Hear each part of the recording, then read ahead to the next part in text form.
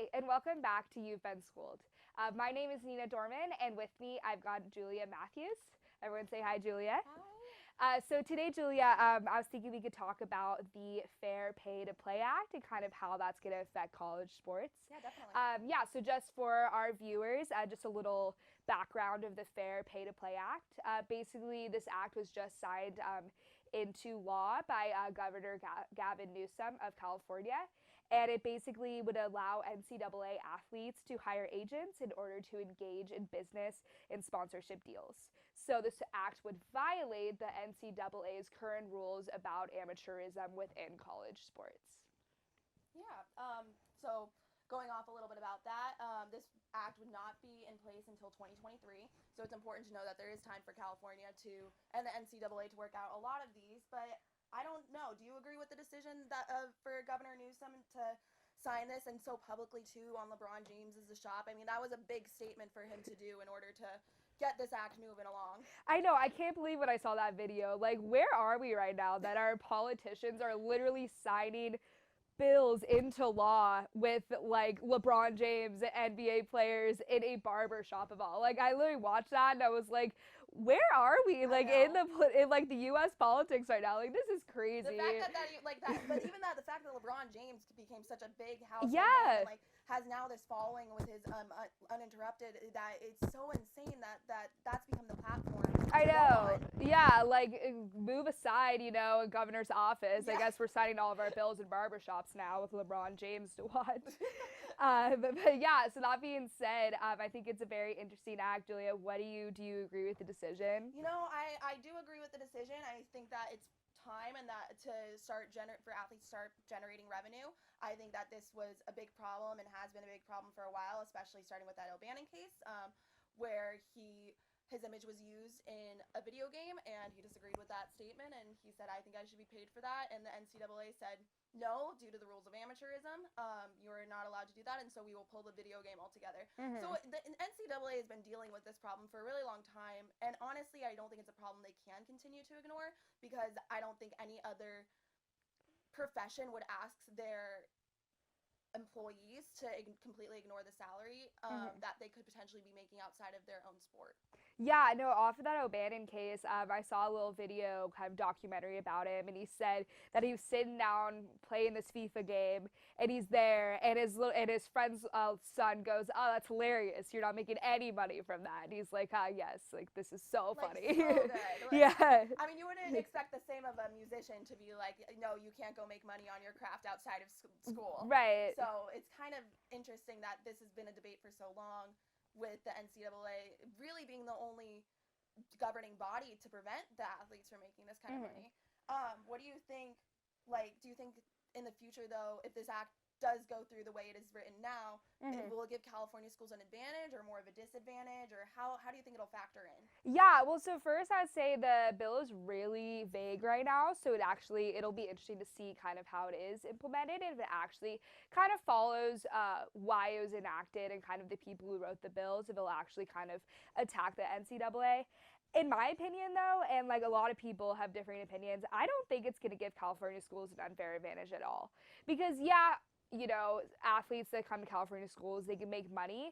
But also, if you move on to schools in like the SEC, if you're choosing between Alabama and USC, you should go to Alabama because then you're going to have a much better chance of, getting a Heisman, going to the NFL, and you're going to be making a boatload of a lot more money than you would be by just, sponsoring a shoe brand here at USC. Where I agree where like the top 10 like kind of factors in. Like I think it's difficult to compare USC necessarily to a school like Alabama or really any school in the SEC.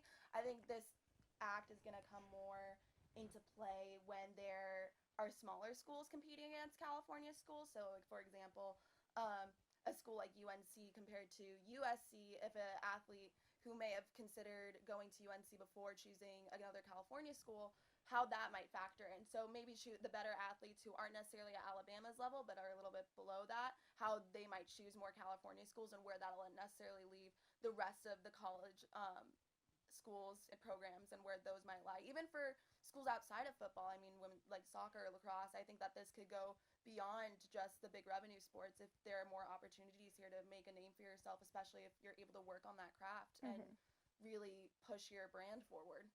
Yeah, and see, that's kind of where I disagree with you a little bit. Just because, yeah, there's definitely the opportunity here for you to make some money, but I still think when college athlete or when high school athletes are making their decisions based on which college they should go to, they should be factoring in like what their career is going to be after college. True. So yeah, it'd be great, make a little bit of money while you're here in college, but then what's it going to look like after? So if you're going to have a better opportunity at another school outside California, then you should take that. Yeah. And then I think the athletes should realize that. So I don't think California has a unfair advantage at all. The only part where I agree where California does not have an advantage is that what happens when they leave the NCAA if it comes to that. That's true. Yeah. If they would have to create a whole governing body then for themselves and college athletes and how that might look.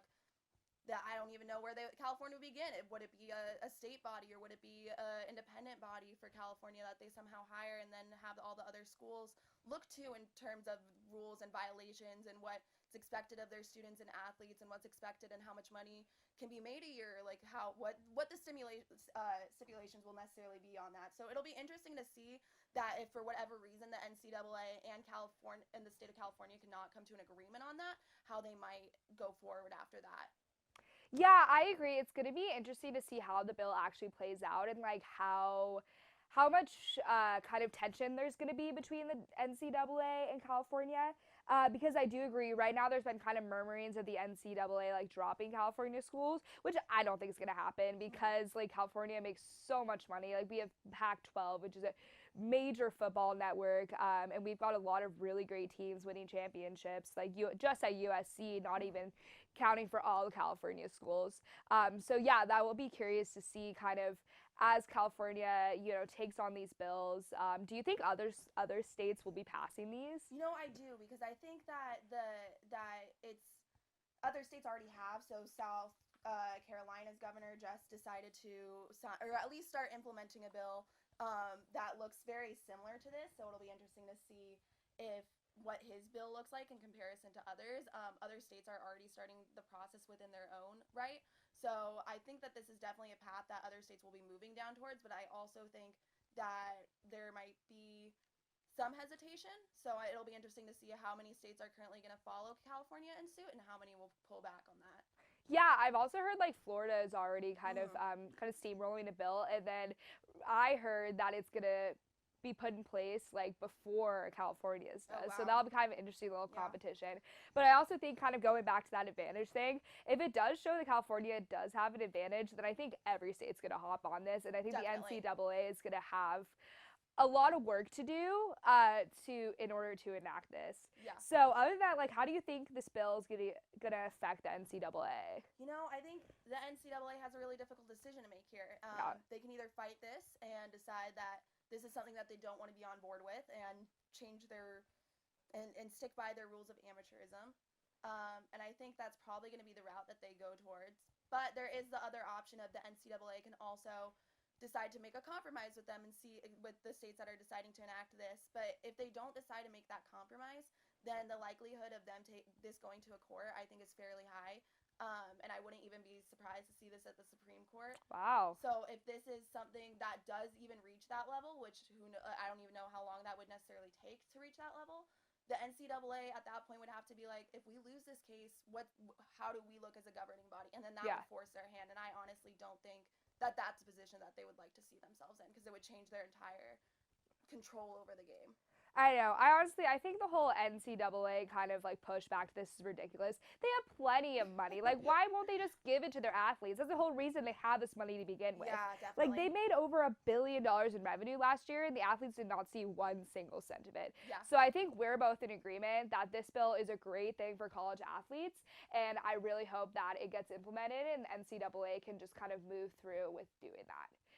So Julia, thank you so much for all your thoughts about this. It's definitely kind of a monumental issue that California gets to be part of. So I'd love to kind of see how it plays out over the next few years. So thank you so much for tuning in to You've Been Schooled. Thank you, Julia, for being here, and we'll see you next time.